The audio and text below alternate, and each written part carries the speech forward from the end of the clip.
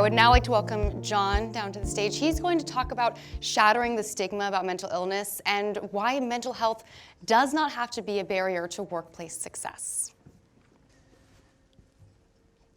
The first time I shared my story publicly, I started by saying that I'm probably not the face that you would typically put on mental illness. And someone kindly pointed out to me that I was really just stating my own biases, because I'm not the face that I expect to see up here. I don't fit the stereotypes that I've held for someone with a mental health condition because my life is great. And it's pretty much always been good. Like Natalie, I went to Sunset High School. I went to Westmont College. I graduated from USC Law School. And I had a job waiting for me at one of the largest law firms in the world. I worked in their Los Angeles office. A while later, I moved back home. Now I'm a co-owner of a law firm. I've got an amazing wife. And we have a spectacular and hilarious almost 2-year-old daughter.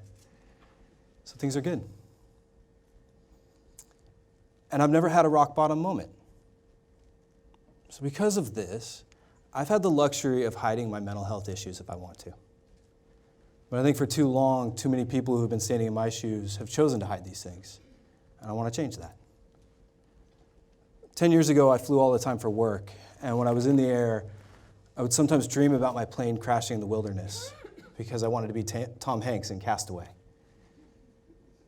As I'd fly back into LA at night, I'd see the city lights, and my heart would sink because my life was still there waiting for me.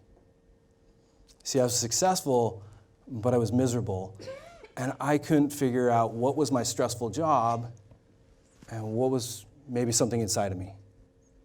But I was ready to quit, and I wanted to go live on a friend's couch in Washington, D.C. That was probably my most realistic escape fantasy. I told a friend about it, and she suggested maybe I should talk to a therapist before throwing my career away. I'm really glad she did. In my first session with Dr. Greenberg, she said that she preferred using therapy over a combination of therapy and medication. And I was like, okay. I think maybe some people, when they go to therapy, they have a self-diagnosis in mind. And maybe they know what medication they want. But I didn't. Until that day, it had never crossed my mind that I might have a diagnosable condition.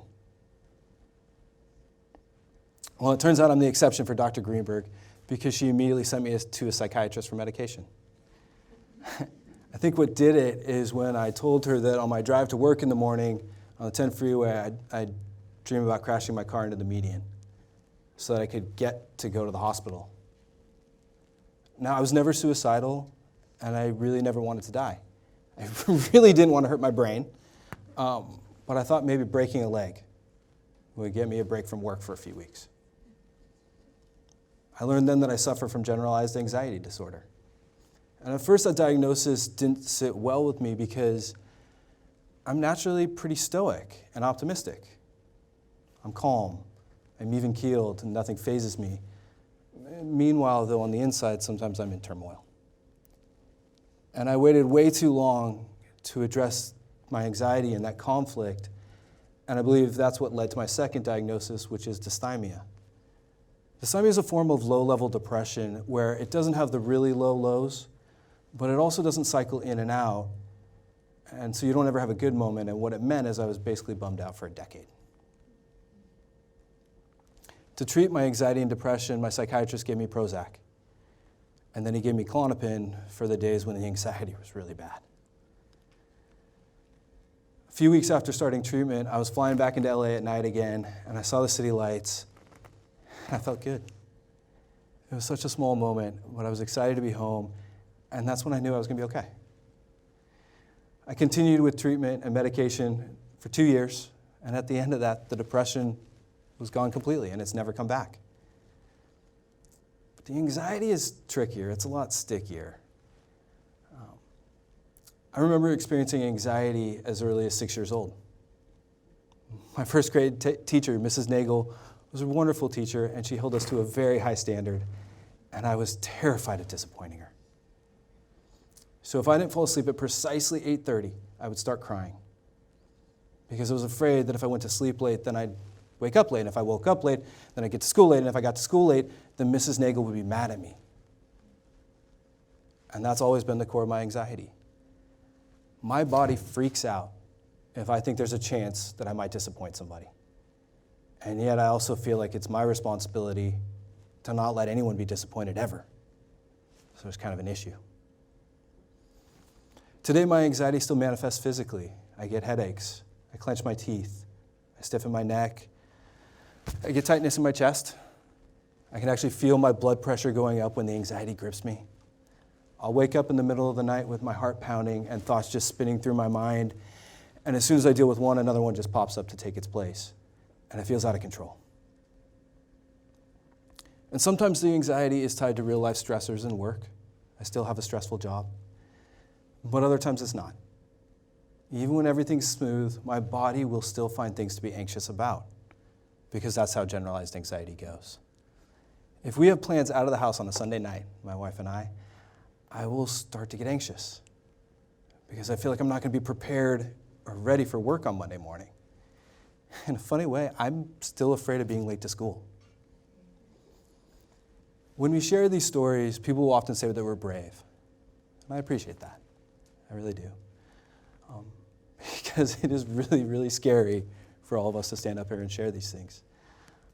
Sometimes when people tell me that I'm brave, they also admit that they don't think they could ever share these things publicly. And I get that. If we think we're an outcast or alone or different, it would be really hard. But that's not the case. These stories tonight, our stories, are incredibly common. There's nothing special about my story. I'm not unique at all, especially among attorneys. Fully 1/3 of attorneys will self-identify as struggling with anxiety, depression, or substance abuse in an anonymous survey. So that's 3 times the rate of the general public. And I have a feeling if we found out the true rate of attorneys who are suffering, it'd actually be much higher. I don't think I'm the exception. I think I'm actually the norm. And anxious attorneys are actually really good attorneys, as it turns out. The best lawyers I know are anxious. I've had law firm partners tell me that they look for young, anxious attorneys because they work the hardest and they never drop the ball. Being a lawyer is about identifying and addressing the worst case scenarios. So having a lawyer who's a natural worrier kind of makes sense. And yet, even in the legal field, the stigma around anxiety and depression persists because we don't have enough good examples. We don't have enough success stories. And so there's something all of us tonight and all of you can help with. If things are going okay for you and you've ever had anxiety, if your life is going well and you've ever suffered from depression or been stressed out, if you look good on paper and things are okay, and you have the luxury of getting to hide your mental health issue, please don't. If we're all willing to share our struggles, then everyone will know this truth. We can have mental health conditions and be successful. We can have mental health issues and be happy. I am. Thank you.